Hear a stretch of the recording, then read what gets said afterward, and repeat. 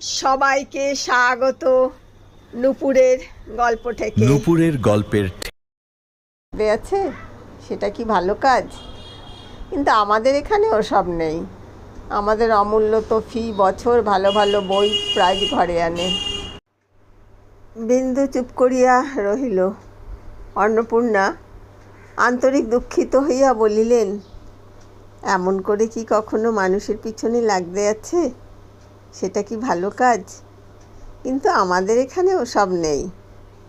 আমাদের অমূল্য তো ফি বছর ভালো ভালো বই প্রাইজ ঘরে আনে, কিন্তু কখনো ঘুষ টুস দিতে হয় না। এই সময় অমূল্য কোথা হইতে আসিয়া আস্তে আস্তে তাহার ছোটো মার কোলে গিয়া বসিল। বসিয়াই গলা ধরিয়া কানে কানে বলিল, কাল রবিবার, ছোটো মা, আজ মাস্টারমশাইকে যেতে বলে দাও না।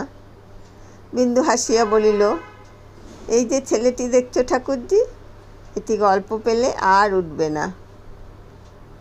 কদম, মাস্টারমশাইকে যেতে বলে দে, অমূল্য আজ আর পড়বে না। নরেন আশ্চর্য হইয়া বলিল, ও কি রে অমূল্য,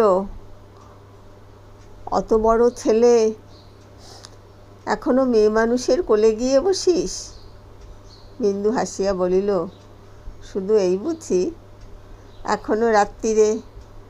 অমূল্য ব্যাকুল হইয়া তাহার মুখে হাত চাপা দিয়া বলিল, বলো না ছোটো মা, বলো না।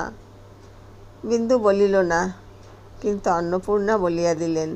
বলিলেন, এখনো রাত্রিরে ছোটো মার কাছে শোয়। বিন্দু বলিল, শুধু শোয়া দিদি, এখনো সমস্ত রাত্রিরে বাদুড়ের মতো আঁকড়ে ধরে ঘুমোয়। অমূল্য লজ্জায় তাহার ছোটো মার বুকের মধ্যে মুখ লুকাইয়া রহিল। নরেন কহিল, ছি ছি, তুই কী রে, তুই ইংরাজি পড়িস? অন্নপূর্ণা বলিলেন, পড়ে বই কি, স্কুলেও তো ইংরাজিই পড়ে। নরেন বলিল, ইস, ইংরাজি পড়ে? কই ইঞ্জিন বানান করুক তো দেখি। তার পারতে হয় না। এলোকেশী বলিলেন, ওসব শক্ত শক্ত কথা, ও কি ছেলে মানুষ পারে? অন্নপূর্ণা বলিলেন, কই অমূল্য, বানান কর না। অমূল্য কিন্তু কিছুতেই মুখ তুলিল না। বিন্দু তাহার মাথাটা একবার বুকে চাপিয়া ধরিয়া বলিল, তোমরা সবাই মিলে ওকে লজ্জা দিলে ও আর কি করে বানান করে? তারপর এলোকেশীর দিকে চাহিয়া বলিল, ও আমার আসছে বছর পাস দেবে। আমাদের মাস্টারমশাই বলেছেন ও 20 টাকা জলপানি পাবে। ও সেই টাকা দিয়ে ওর কাকার মতো একজোড়া ঘোড়া কিনবে। কথাটা সত্য হইলেও পরিহাস চালে সবাই হাসিতে লাগিলেন। এলোকেশী বিন্দুকে উদ্দেশ্য করিয়া বলিলেন, আমার নরেন্দ্রনাথ শুধু কি লেখাপড়াতেই ভালো, ও এমনি থিয়েটারে অ্যাক্টও করে যে। লোকে শুনে আর চোখের জল ধরে রাখতে পারে না। সেই সীতা সেজে কীরকমটি করে বলেছিলে, একবার মামিদের শুনিয়ে দাও তো বাবা। নরেন তৎক্ষণাৎ হাঁটু গাড়িয়া বসিয়া হাত জোর করিয়া উচ্চ নাকি সুরে সুর করিয়া আরম্ভ করিয়া দিল, প্রাণেশ্বর কি কুক্ষণে দাসী তব। বিন্দু ব্যাকুল হইয়া উঠিল, ওরে থাম থাম, চুপ কর, বড়ঠাকুর ওপরে আছেন। নরেন চমকিয়া চুপ করিল। অন্নপূর্ণা ওইটুকু শুনিয়াই মুগ্ধ হইয়া গিয়াছিলেন। বলিলেন, শুনলেই বা ঠাকুর দেবতার কথা, এ তো ভালো কথা ছোটো বউ। বিন্দু বিরক্ত হইয়া বলিল, তবে শোনো তুমি ঠাকুরঝি। বিন্দু বলিল, জানি নে, বড় গিন্নি বলেছে, দাও আমাদের বিদেও করে। মাধব আর কিছু বলিল না। টেবিলের উপর হইতে খবরের কাগজটা তুলিয়া লইয়া বাহিরের ঘরে চলিয়া গেল। ঠাকুরজি দেখিতে বোকার মতো ছিলেন। ঠাকুরজি দেখিতে বোকার মতো ছিলেন, কিন্তু সেটা ভুল। তিনি যেই দেখিলেন নিঃসন্তান ছোট বউর অনেক টাকা, তিনি তক্ষুনি সেই দিকে ঢলিলেন এবং প্রতি রাত্রে স্বামী প্রিয়নাথকে একবার করিয়া ভৎসনা করিতে লাগিলেন, তোমার জন্যই আমার সব গেল। তোমার কাছে মিছিমিছি পড়ে না থেকে এখানে থাকলে আজ আমি রাজার মা। আমার এমন সোনার চাঁদ ফেলে কি আর ওই কালো ভূতের মতো ছেলেটাকে ছোট বউ বলিয়া একটা সুদীর্ঘ নিঃশ্বাসের দ্বারা ওই কালো ভূতের সমস্ত পরমায়ুটা নিঃশেষে উড়াইয়া দিয়া গরিবের ভগবান আছেন বলিয়া উপসংহার করিয়া চুপ করিয়া শুইতেন। প্রিয়নাথ তো মনে মনে নিজের বোকামির জন্য অনুতাপ করিতে করিতে ঘুমাইয়া পড়িতেন। এমনি করিয়া এই দম্পতিটির দিন কাটিতেছিল এবং ছোট বউর প্রতি ঠাকুরঝির স্নেহ প্রীতি বন্যার মতো ফাঁপিয়া ফুলিয়া উঠিতেছিল। আজ দুপুরবেলা তিনি বলিতেছিলেন, অমন মেঘের মতো চুল ছোট বউ, কিন্তু কোনো দিন বাধ্যে দেখলুম না। আর জমিদারের বাড়ির মেয়েরা বেড়াতে আসবে, এসো মাথাটা বেঁধে দিই। বিন্দু বলিল, না ঠাকুরঝি, আমার মাথায় কাপড় রাখতে পারি নে, ছেলে বড় হয়েছে, দেখতে পাবে। ঠাকুরজি অবাক হইয়া বলিলেন, ও আবার কি কথা ছোট বউ? ছেলে বড় হলে স্ত্রী মানুষ চুল বাঁধবে না? আমার নরেন্দ্রনাথ তো 70-এর মুখে ছাই দিয়ে আরও 6 মাস বছরেকের বড়, তাই বলে কি আমি মাথা বাঁধা ছেড়ে দেব? বিন্দু বলিল, তুমি ছাড়বে কেন ঠাকুরজি? নরেন বরাবর দেখে আসছে, ওর কথা আলাদা, কিন্তু অমূল্য হঠাৎ আজ আমার মাথায় খোপা দেখলে হাঁ করে চেয়ে থাকবে, হয়তো চেঁচামেচি করবে। ছি ছি, সে ভারী লজ্জার কথা হবে। অন্নপূর্ণা হঠাৎ সেই দিক দিয়া যাইতেছিলেন। বিন্দুর দিকে চাহিয়া সহসা দাঁড়াইয়া পড়িয়া বলিলেন, তোর চোখ ছলছল করছে কেন রে ছোট বউ? আয় তো, গা দেখি। বিন্দু এলুকেশির সামনে ভারী লজ্জা পাইয়া বলিল, কি রোজ রোজ গা দেখবে? আমি কি করছি খুকি? অসুখ করলে টের পাবো না? অন্নপূর্ণা বলিলেন, না, তুই বুড়ি, কাছে আয়, ভাদ্র-আশ্বিন মাস, দিনকাল বড় খারাপ। বিন্দু বলিল, কখনো যাব না, বলছি কিছু হয়নি, বেশ আছি, তবু কাছে আয়। অন্নপূর্ণা বলিলেন, দেখিস ভাড়াস নে যেন, বলিয়া সন্নিগ্ধ দৃষ্টিতে চাহিতে চাহিতে চলিয়া গেল। এলোকেশী বলিল, বড় বউর যেন একটু বায়ের ছিট আছে না? বিন্দু এক মুহূর্ত স্থির থাকিয়া বলিল, ওই রকম ছিট যেন সকলের থাকে ঠাকুরজি। এলোকেশী চুপ করিয়া রহিল। অন্নপূর্ণা কি একটা হাতে লইয়া সে পথেই ফিরিয়া যাইতেছিলেন। বিন্দু ডাকিয়া বলিল, দিদি শোনো শোনো, খোপা বাঁধবে? অন্নপূর্ণা ফিরিয়া দাঁড়াইলেন। ক্ষণকাল নিঃশব্দে চাহিয়া সমস্ত ব্যাপারটা বুঝিয়া লইয়া এলোকেশীকে বলিলেন, আমি কত বলেছি ঠাকুরজি, ওকে বলা মিছা। অত চুল তা বাঁধবে না, অত কাপড় গয়না তা পরবে না, অত রূপ তা একবার চেয়ে দেখবে না, ওর সব সৃষ্টি ছাড়া মতিবুদ্ধি। ছেলেও হচ্ছে তেমনি। সেদিন অমূল্য আমাকে কি বললে জানিস ছোট বউ? বলে, কাপড় জামা পরে কি হয়, ছোট মারও অত আছে, পরে কি? বিন্দু সগর্বে মুখ তুলিয়া হাসিয়া বলিল, তবে দেখ দিদি, ছেলেকে 10-এর একজন করে তুলতে হলে মায়ের এরকম সৃষ্টি ছাড়া মতিবুদ্ধির দরকার কি না। তবে ততদিন বেঁচে থাকো দিদি, তাহলে দেখতে পাবে, দেশের লোকে দেখিয়ে বলবে ওই অমূল্যর মা। বলিতে বলিতেই তাহার চোখ দুটি সজল হইয়া উঠিল। অন্নপূর্ণা তাহা দেখিতে পাইয়া সস্নেহে বলিলেন, সেই জন্যই তো তোর ছেলের সম্বন্ধে কোনো কথা আমরা কইনে। ভগবান তোর মনোবাঞ্ছা পূর্ণ করুন, কিন্তু ওই ছেলে বড় হবে, 10-এর একজন হবে, অত আশা আমরা মনে ঠাঁই দিনে। বিন্দু আঁচল দিয়া চোখ মুছিয়া বলিল, কিন্তু ওই একটি আশা নিয়ে আমি বেঁচে আছি দিদি। বাপরে! সহসা তাহার সর্বাঙ্গ কাটা দিয়া উঠিল। সে লজ্জিত হইয়া জোর করিয়া হাসিয়া বলিল, না দিদি, ও আশায় যদি কোনো দিন ঘা পড়ে তো আমি পাগল হয়ে যাব। অন্নপূর্ণা নিস্তব্ধ হইয়া রহিলেন। তিনি ছোট জায়ের মনের কথাটা যে জানিতেন না তাহা নহে, কিন্তু তাহার আশা আকাঙ্ক্ষার এমন উগ্র প্রতিচ্ছবি কোনোদিন নিজের মধ্যে এমন স্পষ্ট করিয়া উপলব্ধি করেন নাই। আজ তাহার চৈতন্য হইল, কেন বিন্দু অমূল্য সম্বন্ধে এমন যক্ষের মতো সজাগ, এমন প্রেতের মতো সতর্ক। নিজের পুত্রের এই সর্বমঙ্গলাকাঙ্ক্ষিনীর মুখের দিকে চাহিয়া অনিবর্চনীয় শ্রদ্ধার মাধুর্যে তাহার মাতৃহৃদয় পরিপূর্ণ হইয়া গেল। তিনি উদ্গত অশ্রু গোপন করিবার জন্য মুখ ফিরাইলেন। ঠাকুরজি বলিলেন, তা হোক ছোট বউ, আজকে তোমার। বিন্দু তাড়াতাড়ি বাধা দিয়া বলিল, হ্যাঁ ঠাকুরজি, আজ দিদির মাথাটা বেঁধে দাও। এ বাড়িতে ঢুকে পর্যন্ত কখনো দেখিনি, বলিয়া মুখ টিপিয়া হাসিয়া চলিয়া গেল।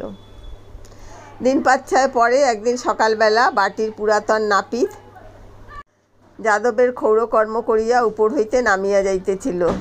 অমূল্য আসিয়া তাহার পথরোধ করিয়া বলিল, কৈলাসদা, নরেন্দার মতো চুল ছাড়তে পারো?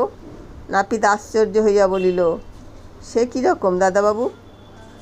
অমূল্য নিজের মাথার নানা স্থানে নির্দেশ করিয়া বলিল, দেখো, এইখানে 12 আনা, এইখানে 6 আনা, এইখানে 2 আনা, আর ওই ঘাড়ের কাছে এক্কেবারে ছোট ছোট। পারবে ছাড়তে? নাপিত হাসিয়া বলিল, না দাদা, ও আমার বাবা এলেও পারবে না। অমূল্য ছাড়িল না, সাহস দিয়া কহিল, ও শক্ত নয় কৈলাসদা, এইখানে 12 আনা, এইখানে 6 আনা। নাপিত নিষ্কৃতি লাভের উপায় করিয়া বলিল, কিন্তু আজ কি বার? তোমার ছোটো মা হুকুম না দিলে তো ছাড়তে পারি নে দাদা। অমূল্য বলিল, আচ্ছা দাঁড়াও, আমি জেনে আসি। বলিয়া 1 পা গিয়াই ফিরিয়া আসিয়া বলিল, আচ্ছা, তোমার ছাতিটা একবার দাও, না হলে তুমি পালিয়ে যাবে। বলিয়া জোর করিয়া সে ছাতিটা টানিয়া লইয়া ছুটিয়া চলিয়া গেল। ঝড়ের মতো ঘরে ঢুকিয়া বলিল, ছোটো মা, শিগগির একবার এসো তো। ছোটো মা সবে মাত্র স্নান সারিয়া আহ্নিকে বসিতেছিল। ব্যস্ত হইয়া বলিল, ওরে ছুস নে, আহ্নিক করছি। আহ্নিক পরে করো ছোটো মা, একবারটি বাইরে এসে হুকুম দিয়ে যাও, নইলে চুল ছেটে দেয় না, সে দাঁড়িয়ে আছে। বিন্দু কিছু আশ্চর্য হইল। তাহার চুল ছাটাইবার জন্য চিরদিন মারামারি করিতে হয়, আজ সে কেন স্বেচ্ছায় চুল ছাটিতে চাহিতেছে? বুঝিতে না পারিয়া সে বাহিরে আসিতেই নাপিত কহিল, বড় শক্ত ফরমাস হয়েছে মা, নরেনবাবুর মতো 12 আনা, 6 আনা, 3 আনা, 2 আনা, 1 আনা এমনি করে ছাড়তে হবে। ও কি আমি পারবো? অমূল্য বলিল, খুব পারবে? আচ্ছা দাঁড়াও, আমি নরেনদাকে ডেকে আনি। বলিয়া ছুটিয়া চলিয়া গেল। নরেন বাড়ি ছিল না। খানিক খোঁজাখুঁজি করিয়া ফিরিয়া আসিয়া বলিল, সে নেই। আচ্ছা নাই থাকলো, ছোটো মা তুমি দাঁড়িয়ে থেকে দেখিয়ে দাও। বেশ করে দেখো, এইখানে 12 আনা, এইখানে 6 আনা, এইখানে 2 আনা, আর এইখানে খুব ছোট। তাহার ব্যগ্রতা দেখিয়া বিন্দু হাসিয়া বলিল, আমি এখন আহ্নিক করবো যে রে? আহ্নিক পরে করো, নইলে ছুঁয়ে দেব। বিন্দুকে অগত্যা দাঁড়াইয়া থাকিতে হইল। নাপিত চুল কাটিতে লাগিল। বিন্দু চোখ টিপিয়া দিল। সে সমস্ত চুল সমান করিয়া কাটিয়া দিল। অমূল্য মাথায় হাত বুলাইয়া খুশি হইয়া বলিল, এই ঠিক হয়েছে, বলিয়া লাফাইতে লাফাইতে চলিয়া গেল। নাপিত ছাতি বগলে করিয়া বলিল, কিন্তু মা, কাল এ বাড়ি ঢোকা আমার শক্ত হবে। বামুন ঠাকরুন ভাত দিয়া ডাকাডাকি করিতেছিল। বিন্দু রান্নাঘরের একধারে বসিয়া বাটিতে দুধ সাজাইতে সাজাইতে শুনিতে পাইল, অমূল্য বাড়ি ময় কাকার চুল আঁচড়াইবার বুরুষ খুঁজিয়া ফিরিতেছে। খানিক পরেই সে কাঁদিয়া আসিয়া বিন্দুর পিঠের উপর ঝুঁকিয়া পড়িল। কিচ্ছু হয়নি ছোটো মা, সব খারাপ করে দিয়েছে, কাল তাকে আমি মেরে ফেলব। বিন্দু আর হাসি চাপিতে পারিল না। অমূল্য পিঠ ছাড়িয়া দিয়া রাগে কাঁদিতে কাঁদিতে বলিল, তুমি কি কানা, চোখে দেখতে পাও না? অন্নপূর্ণা কান্নাকাটি শুনিয়া ঘরে ঢুকিয়া সমস্ত শুনিয়া বললেন, তার আর কি, কাল ঠিক করে কেটে দিতে বলবো। অমূল্য আরও রাগিয়া গিয়া বলিল, কাল কি করে 12 আনা হবে? এখানে চুল কই? অন্নপূর্ণা শান্ত করিবার জন্য বলিলেন, 12 আনা না হোক 8 আনা 10 আনা হতে পারবে, ছাই হবে। 8 আনা 10 আনা কি ফ্যাশন? নরেন্দাকে জিজ্ঞেস করো, 12 আনা চাই। সেদিন অমূল্য ভালো করিয়া ভাত খাইল না, ফেলিয়া ছড়াইয়া উঠিয়া চলিয়া গেল। অন্নপূর্ণা বলিলেন, তোর ছেলের টেরি বাগাবার শখ হলো কবে থেকে রে? বিন্দু হাসিল, কিন্তু পরক্ষণেই গম্ভীর হইয়া একটা নিঃশ্বাস ফেলিয়া বলিল, দিদি, তুচ্ছ কথা, তাই হাসছি বটে, কিন্তু ভয় আমার বুক শুকিয়ে যাচ্ছে। সব জিনিসের শুরু এমনি করেই হয়।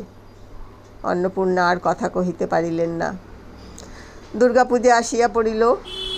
ও পাড়ার জমিদারদের বাড়ি আমোদ আহ্লাদের প্রচুর আয়োজন হইয়াছিল। 2 দিন পূর্ব হইতেই নরেন তাহার মধ্যে মগ্ন হইয়া গেল।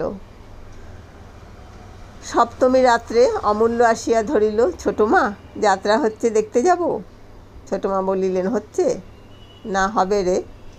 অমূল্য বলিল, নরেনদা বলেছে 3টে থেকে শুরু হবে। এখন থেকে সমস্ত রাত্রি হিমে পড়ে থাকবি? সে হবে না, কাল সকালে তোর কাকার সঙ্গে যাস, খুব ভালো জায়গা পাবি। অমূল্য কাঁদো কাঁদো হইয়া বলিল, না, পাঠিয়ে দাও, কাকা হয়তো যাবেন না, নয়তো কত বেলায় যাবেন। বিন্দু বলিল, 3টে-4টের সময় যাত্রা শুরু হলে চাকর দিয়ে পাঠিয়ে দেব, এখন শো। অমূল্য রাগ করিয়া শয্যার এক প্রান্তে গিয়া দেয়ালের দিকে মুখ ফিরাইয়া শুইয়া রহিল। বিন্দু টানিতে গেল, সে হাত সরাইয়া দিয়া শক্ত হইয়া পড়িয়া রহিল। তারপর কিছুক্ষণের নিমিত্ত সকলেই বোধ করি একটু ঘুমাইয়া পড়িয়াছিল। বাহিরের বড় ঘড়ির শব্দে অমূল্যর উদ্বিগ্ন নিদ্রা ভাঙিয়া গেল। সে উৎকর্ণ হইয়া গণিতে লাগিল, 1টা, 2টো, 3টে, 4টে। ধরফর করিয়া সে উঠিয়া বসিয়া বিন্দুকে সজোরে নাড়া দিয়া তুলিয়া দিয়া বলিল, ওঠো ওঠো ছোটো মা, 3টে-4টে বেজে গেল। বাহিরের ঘড়িতে বাজিতে লাগিল 5টা, 6টা, 7টা, 8টা। অমূল্য কাঁদিয়া ফেলিয়া বলিল, 7টা 8টা বেজে গেল, কখন যাব? বাহিরের ঘড়িতে তখনও বাজিতে লাগিল 9টা, 10টা, 11টা, 12টা বাজিয়া থামিল। অমূল্য নিজের ভুল বুঝিতে পারিয়া অপ্রতিভ হইয়া চুপ করিয়া শুইল। ঘরের ওধারের খাটের উপরের মাধব শয়ন করিতেন। চেঁচামেচিতে তাহারও ঘুম ভাঙিয়া গিয়াছিল। উচ্চ হাস্য করিয়া তিনি বলিলেন, অমূল্য, কি হলো রে? অমূল্য লজ্জায় সাড়া দিল না। বিন্দু হাসিয়া বলিল, ও যে করে আমাকে তুলেছে, ঘরে দরে আগুন ধরে গেলেও মানুষ অমন করে তোলে না। অমূল্য নিস্তব্ধ হইয়া আছে দেখিয়া তাহার দয়া হইল। সে বলিল, আচ্ছা যা, কিন্তু কারো সঙ্গে ঝগড়াঝাটি করিস নে। এরপর ভৈরবকে ডাকিয়া আলো দিয়া পাঠাইয়া দিল। পরদিন বেলা 10টার সময় যাত্রা শুনিয়া হৃষ্টচিত্তে অমূল্য ঘরে ফিরিয়া আসিয়া কাকাকে দেখিয়াইয়া বলিল, কই গেলেন না আপনি? বিন্দু জিজ্ঞাসা করিল, কেমন দেখলি রে? বেশ যাত্রা ছোটো মা। কাকা সন্ধ্যার সময় আবার চমৎকার খ্যামটার নাচ হবে। কলকাতা থেকে 2জন এসেছে। নরেনদা তাদের ডেকেছে, ঠিক ছোটো মার মতো, খুব ভালো দেখতে। তারা নাচবে, বাবাকেও বলেছি। বেশ করেছ বলিয়া মাধব হো হো করিয়া হাসিয়া উঠিলেন। রাগে বিন্দুর সমস্ত মুখ আরক্ত হইয়া উঠিল। তোমার গুণধর ভাগ্নের কথা শোনো। অমূল্যকে কহিল, তুই একবারও আর ওখানে যাবি না, হারামজাদা বজ্জাত। কে বললে আমার মতো? নরেন? অমূল্য ভয়ে ভয়ে বলিল, হ্যাঁ, সে দেখেছে যে। কই নরেন?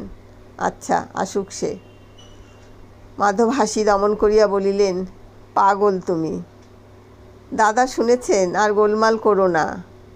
কাজেই বিন্দু কথাটা নিজের মধ্যে পরিপাক করিয়া রাগে পুড়িতে লাগিল। সন্ধ্যার প্রাক্কালে অমূল্য আসিয়া অন্নপূর্ণাকে ধরিয়া বসিল। দিদি, পূজা বাড়িতে নাচ আছে, যাব? দেখে এক্ষুনি ফিরে আসব। অন্নপূর্ণা কাজে ব্যস্ত ছিলেন, বলিলেন, তোর মাকে জিজ্ঞেস করগে। অমূল্য জিদ করিতে লাগিল, না দিদি, এক্ষুনি ফিরে আসব, তুমি বলো যাই। অন্নপূর্ণা বলিলে, না রে না, সে রাগী মানুষ, তাকে বলে যা। অমূল্য কাঁদিতে লাগিল, কাপড় ধরিয়া টানাটানি করিতে লাগিল। তুমি ছোটো মাকে বলো না আমি নরেনদার সঙ্গে যাই, এখনই ফিরে আসব। অন্নপূর্ণা বলিলেন, নরেনের সঙ্গে যদি যাস তো। অমূল্য কথাটা শেষ করিবারও সময় দিল না, এক দৌড়ে বাহির হইয়া গেল।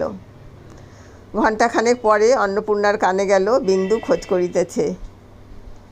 তিনি চুপ করিয়া রহিলেন। খোঁজাখুঁজি ক্রমেই বাড়িতে লাগিল। তখন তিনি বাহিরে আসিয়া বলিলেন, কী নাচ হবে? নরেনের সঙ্গে তাই দেখতে গেছে, এখনই ফিরে আসবে, তোর কোনো ভয় নেই। বিন্দু কাছে আসিয়া জিজ্ঞাসা করিল, কে যেতে বলেছে? তুমি? অমূল্য যে সম্পত্তি না লইয়াই গিয়াছে, এ কথা অন্নপূর্ণা ভয় স্বীকার করিতে পারিলেন না। বলিলেন, এখনই আসবে। বিন্দু মুখ অন্ধকার করিয়া চলিয়া গেল। খানিক পরে অমূল্য বাড়ি ঢুকিয়া যেই শুনিল ছোটো মা ডাকিতেছে, সে গিয়া তাহার পিতার শয্যার একধারে শুইয়া পড়িল। প্রদীপের আলোকে বসিয়া চোখে চশমা আটিয়া যাদব ভাগবত পড়িতেছিলেন। মুখ তুলিয়া বলিলেন, কিরে অমূল্য? অমূল্য সাড়া দিল না। কদম আসিয়া বলিল, ছোটো মা ডাকছেন, এসো। অমূল্য তাহার পিতার কাছে সরিয়া আসিয়া বলিল, বাবা, তুমি দিয়ে আসবে, চলো না। যাদব বিস্মিত হইয়া বলিলেন, আমি দিয়ে আসব? কি হয়েছে কদম? কদম বুঝাইয়া বলিল। যাদব বুঝিলেন, এই লইয়া একটা কলহ অবশ্যম্ভাবী। একজন নিষেধ করিয়াছে, একজন হুকুম দিয়াছে। তাই অমূল্যকে সঙ্গে করিয়া ছোট বধূর ঘরের বাহিরে দাঁড়াইয়া ডাকিয়া বলিলেন, এইবারটি মাপ কর মা, ও বলছে আর করবে না। সেই রাত্রে দুই যায় আহারে বসিলে বিন্দু বলিল, আমি তোমার উপর রাগ করছি নে দিদি, কিন্তু এখানে আমার আর থাকা চলবে না। অমূল্য তাহলে একেবারে বিগড়ে যাবে। আমি যদি মানা না করতুম তাহলেও একটা কথা ছিল, কিন্তু নিষেধ করা সত্ত্বেও এত বড় সাহস ওর হলো কী করে? তখন থেকে আমি শুধু এই কথাই ভাবছি। তার উপর বজ্জাতি বুদ্ধি দেখো, আমার কাছে যায়নি, এসেছে তোমার কাছে। বাড়ি ফিরে যেই শুনেছে আমি ডাকছি, অমনি গিয়ে বর ঠাকুরের সাথে সঙ্গে করে এনেছে। না দিদি, এতদিন এসব ছিল না। আমি বরং কলকাতায় বাসা ভাড়া করে থাকবো, সেও ভালো। কিন্তু এক ছেলে বয়ে যাবে, তাকে নিয়ে সারা জীবন আমি চোখের জলে ভাসতে পারবো না। অন্নপূর্ণা উদ্বিগ্ন হইয়া বলিলেন, তোরা চলে গেলে আমি বা কী করে একলা থাকি বল? বিন্দু ক্ষণকাল চুপ করিয়া থাকিয়া বলিল, সে তুমি জানো, আমি যা করব তোমাকে বলে দিলুম। বড় মন্দ ছেলে ওই নরেন। কেন, কি করলে নরেন? আর মনে কর, ওরা যদি দুটি ভাই হতো, তাহলে কি করতিস? বিন্দু বলল, আজ তাহলে চাকর দিয়ে হাত পা বেঁধে জল বিছুটি দিয়ে বাড়ি থেকে দূর করে দিতুম। তাছাড়া যদি নিয়ে কাজ হয় না দিদি, ওদের তুমি ছাড়ো। অন্নপূর্ণা মনে মনে বিরক্ত হইলেন, বলিলেন, ছাড়া না ছাড়া কি আমার হাতে ছোট বউ? যে ওদের এনেছে তাকে বলগে, আমাকে মিথ্যে গঞ্জনা দিস নে। এসব কথা বড় ঠাকুরকে বলবো কি করে? যেমন করে সব কথা বলিস তেমনি করে বলগে। বিন্দু ভাতের থালাটা ঠেলিয়া দিয়া বলিল, ন্যাকা বুঝিও না দিদি, আমারও 27-28 বছর বয়স হতে চলল। এ বাড়ির দাসী চাকর নিয়ে কথা নয়, কথা আত্মীয় স্বজন নিয়ে। তুমি বেঁচে থাকতে এসব কথায় কথা বলতে। যদি আমি যাই বড় ঠাকুর রাগ করবেন না? অন্নপূর্ণা বলিলেন, রাগ নিশ্চয়ই করবেন, কিন্তু আমি বললে আমার আর মুখ দেখবেন না। হাজার হয়ে আমরা পর, ওরা ভাই বোন, সেটা দেখিস না কেন? তাছাড়া আমি বুড়ো মাগি, এই তুচ্ছ কথা নিয়ে নেচে বেড়ালে লোকে পাগল বলবে না? বিন্দু ভাতের থালাটা হাত দিয়ে আরও খানিকটা ঠেলিয়া দিয়া গুম হইয়া বসিয়া রহিল। অন্নপূর্ণা বুঝিলেন সে কেবল ভাসুরের ভয়ে চুপ করিয়া গেল। বলিলেন, হাত তুলে বসে রইলি? ভাতের থালাটা কি অপরাধ করলে? বিন্দু হঠাৎ নিঃশ্বাস ফেলিয়া বলিল, আমার খাওয়া হয়ে গেছে। অন্নপূর্ণা তাহার ভাব দেখিয়া আর জিদ করিতে সাহস করিলেন না। শুইতে গিয়া বিন্দু বিছানায় অমূল্যকে দেখিতে না পাইয়া ফিরিয়া আসিয়া বলিলেন, সে গেল কোথায়? অন্নপূর্ণা বলিলেন, আজ দেখছি আমার বিছানায় শুয়ে ঘুমোচ্ছে, যাই তুলে দিগে। না না থাক, বলিয়া বিন্দু মুখ অন্ধকার করিয়া চলিয়া গেল। অর্ধেক রাত্রে বিন্দুর সতর্ক নিদ্রা অন্নপূর্ণার ডাকে ভাঙিয়া গেল। কি দিদি? অন্নপূর্ণা বাহির হইতে বলিলেন, দোর খুলে তোর ছেলে নে। এত বজ্জাতি আমার বাবা এলেও সইতে পারবে না। বিন্দু দোর খুলিয়া দিতেই তিনি অমূল্যকে সঙ্গে করিয়া ঘরে ঢুকিয়াই বলিলেন, ঢের হারামজাদা ছেলে দেখেছি ছোট বউ, এমনটি দেখিনে। রাত্রির 2টো বাজে, একবার চোখে পাতায় করতে দিলে না। এই বলে খিদে পেয়েছে, এই বলে মশা কামড়াচ্ছে, এই বলে জল খাবো, এই বলে বাতাস করো। না ছোট বউ, আমি সমস্ত দিন খাটিখুটি, রাত্রিরে একটু ঘুমোতে না পেলে তো বাঁচি নে। বিন্দু হাসিয়া হাত বাড়াইতেই অমূল্য তাহার ক্রোড়ের ভিতর গিয়া ঢুকিল এবং বুকের উপর মুখ রাখিয়া 1 মিনিটের মধ্যে ঘুমাইয়া পড়িল। মাধবদীকে বিছানা হইতে পরিহাস করিয়া কহিলেন, শখ মিটল বৌঠান? অন্নপূর্ণা বলিলেন, আমি শখ করিনি ভাই, উনি নিজের মারের ভয় ওখানে গিয়ে ঢুকেছিলেন। তবে আমারও শিক্ষা হলো বটে।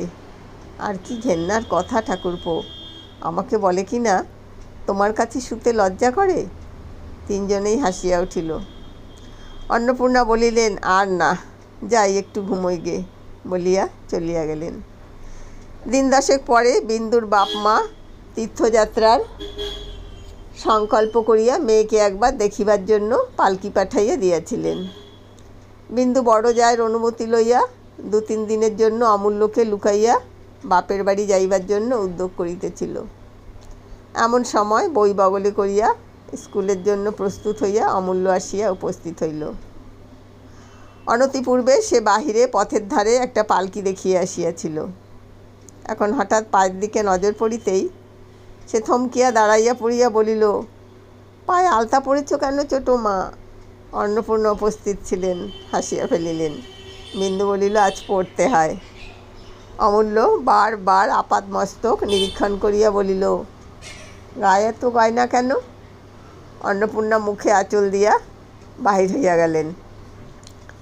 বিন্দু হাসি চাপিয়া বলিল, কবে তোর বউ এসে পড়বে বলে আমাদের কাউকে কিছু পড়তে নেই রে, যা স্কুলে যা।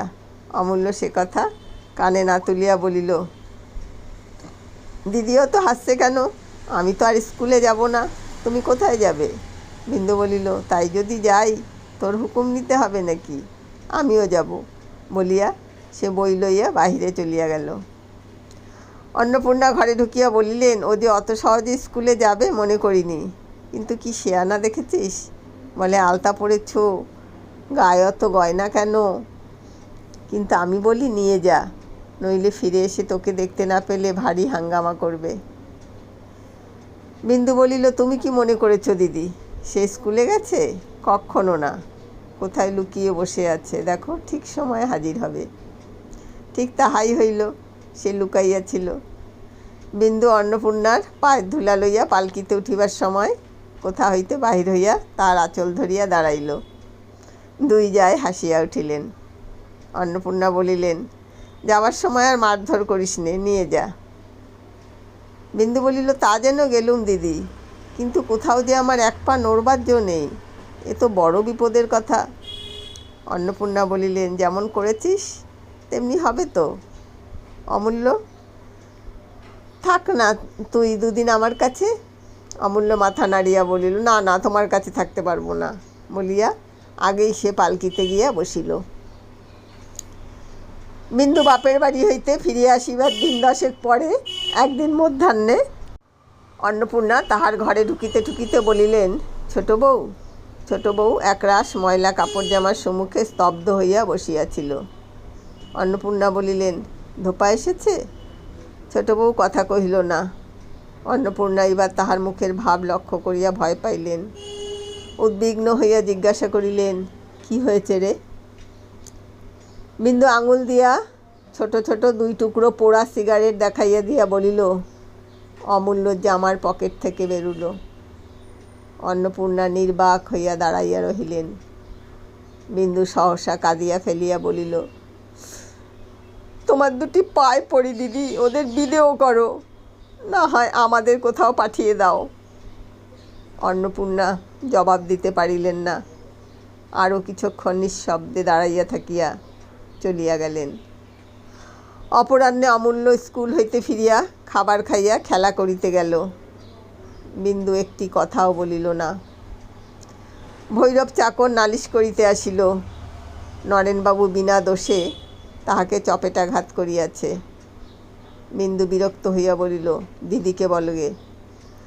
আদালত হইতে ফিরিয়া আসিয়া মাধব কাপড় ছাড়িতে ছাড়িতে কি একটা ক্ষুদ্র পরিহাস করিতে গিয়া ধমক খাইয়া চুপ করিল। অদৃশ্যে যে কত বড় ঝড় ঘনাইয়া উঠিতেছে বাড়ির মধ্যে তাহা কেবল অন্নপূর্ণাই টের পাইল। উৎকণ্ঠায় সমস্ত সন্ধ্যাটা ছটফট করিয়া এক সময় নির্জনে পাইয়া তিনি ছোট বউয়ের হাতখানি ধরিয়া ফেলিয়া মিনতির স্বরে বলিলেন, হাজার হোক সে তোরই ছেলে, এইবারটি মাপ কর, বরং আড়ালে ডেকে ধমক দে। বিন্দু বলিল, আমার ছেলে নয় সে কথা আমিও জানি, তুমিও জানো, মিছিমিছি কতকগুলো কথা বাড়িয়ে দরকার কি দিদি? অন্নপূর্ণা বলিলেন, আমি নয়, তুই তার মা, আমি তোকেই তো দিয়েছি।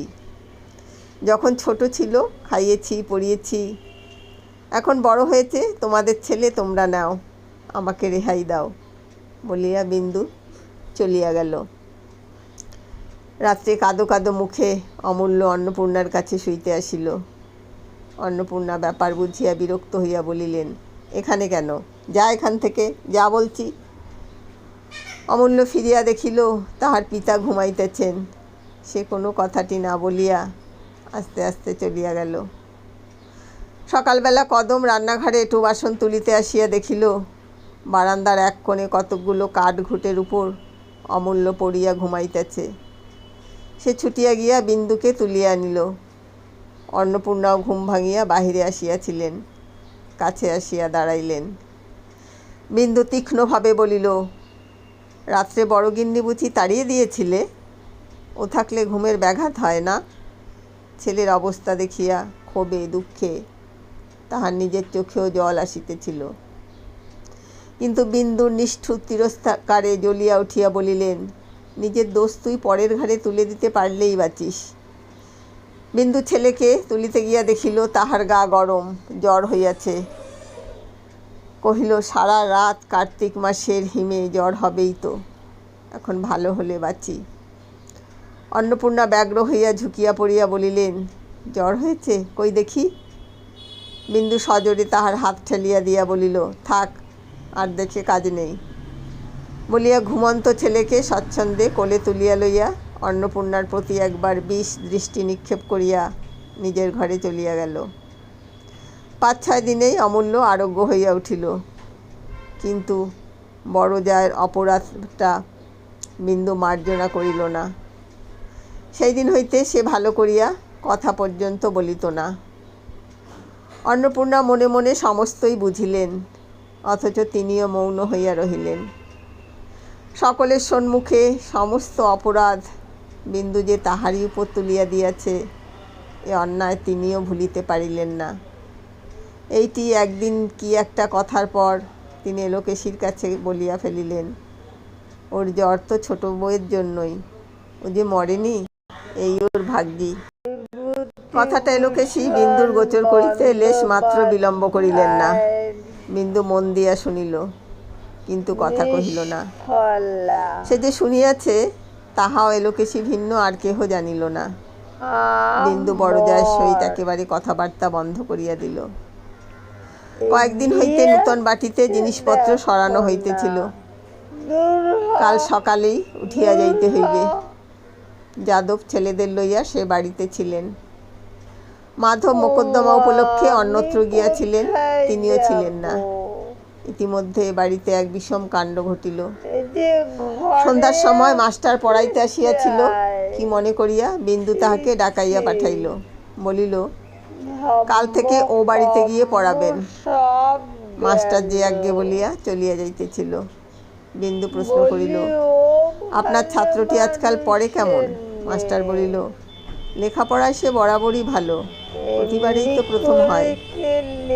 বিন্দু কহিল, তা হয়, কিন্তু আজকাল চুরুট খেতে শিখেছে যে। মাস্টার বিস্মিত হইয়া বলিল, চুরুট খেতে শিখেছে? পরক্ষণে নিজেই বলিলেন, আশ্চর্য নয়, ছেলেরা সমস্তই দেখা দেখি শেখে। কার দেখে শিখেছে? মাস্টার চুপ করিয়া রহিল। বিন্দু বলিল, ওর বাবাকে ও কথা জানাবেন। মাস্টার মাথা নাড়িয়া বলিল, এই দেখুন না, আজ ৫-৭ দিনের কথা। স্কুলের পথে এক উড়ে মালির বাগানে ঢুকে তার অসময়ের আম পেড়ে গাছ ভেঙে তাকে মারধর করে এক কাণ্ড করেছে। বিন্দু রুদ্ধ নিঃশ্বাসে বলিল, তারপর? উড়ে হেডমাস্টারকে বলে দেয়। তিনি 10 টাকা জরিমানা করিয়া তাকে তা দিয়ে শান্ত করেছেন। বিন্দু বিশ্বাস করিতে পারিল না। বলিল, আমার অমূল্য ছিল, সে টাকা পাবে কোথায়? মাস্টার কহিল, তা জানি না, কিন্তু সেও ছিল। এ বাড়ির নরেনবাবুও ছিল, আরও 3-4 জন স্কুলের বদমাস ছেলে ছিল। এই কথা আমি হেডমাস্টার মশাইয়ের কাছে শুনেছি। বিন্দু বলিল, টাকাও আদায় হয়ে গেছে? আগে হ্যাঁ, তাও শুনেছি। আচ্ছা, আপনি যান বলিয়া বিন্দু সেইখানেই বসিয়া রহিল। তাহার মুখ দিয়া শুধু অস্পষ্টে বাহির হইল, আমাকে না জানিয়ে টাকা দিলে? এত সাহস এ বাড়িতে কার? একই তাহার মন খারাপ, তাহাতে দিদির সহিত কথাবার্তা বন্ধ। তাহার উপর এই সংবাদ বিন্দুকে হিতাহিত জ্ঞান শূন্য করিয়া দিল। সে উঠিয়া গিয়া রান্নাঘরে ঢুকিল। অন্নপূর্ণা রাত্রির জন্য তরকারি কুটিতেছিলেন। মুখ তুলিয়া ছোট বউয়ের মেঘাচ্ছন্ন মুখের দিকে চাহিয়া দেখিলেন। বিন্দু কহিল, দিদি, এর মধ্যে অমূল্যকে টাকা দিয়েছ? অন্নপূর্ণা ঠিক এই আশঙ্কাই করিতেছিলেন। ভয় তাহার গলা কাঠ হইয়া গেল। মৃদুস্বরে বলিলেন, কে বললে? বিন্দু বলিল, সেটা দরকারি কথা নয়। দরকারি কথা, সেই বা কি বলে নিলে, আর তুমিই বা কি বলে দিলে? অন্নপূর্ণা নিস্তব্ধ হইয়া রহিলেন।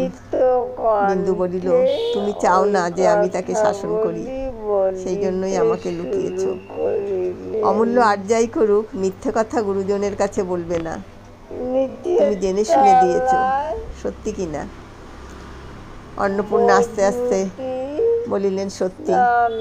কিন্তু এইবারটি তাকে মাপ করবন, আমি মাপ চাচ্ছি। বিন্দু বুকের ভিতর পুড়িয়া যাইতেছিল। বলিল, একটিবার? আজ থেকে চিরকালের জন্যই মাপ করলুম, আর বলবো না, আর কথা কব না। সে যে এমনি করে চোখের সামনে একটু একটু করে উচ্ছন্নে যাবে, তা সইতে পারবো না। তার চেয়ে একেবারে যাক। কিন্তু তোমার কি আস্পর্ধা? শেষ কথাটা অন্নপূর্ণাকে তীক্ষ্ণভাবে বিঁধিল। তথাপি তিনি নিরুত্তরে বসিয়া রহিলেন। কিন্তু বিন্দু যত বকিতেছিল, তাহার ক্রোধ উত্তরোত্তর ততই বাড়িতেছিল। সে পুনরায় চেঁচাইয়া বলিল, সব কথায় তুমি ন্যাকা সেজে বলো এইবারটি মাপ কর, কিন্তু দোষ তার তত নয় যত তোমার। তোমাকে আমি মাপ করব না। পাটির দাসী চাকরেরাও আড়ালে দাঁড়াইয়া শুনিতেছিল। অন্নপূর্ণার আর সহ্য হইল না। তিনি বলিলেন, কি করবি, ফাঁসি দিবি? বন্যিতে আহতি পড়িল।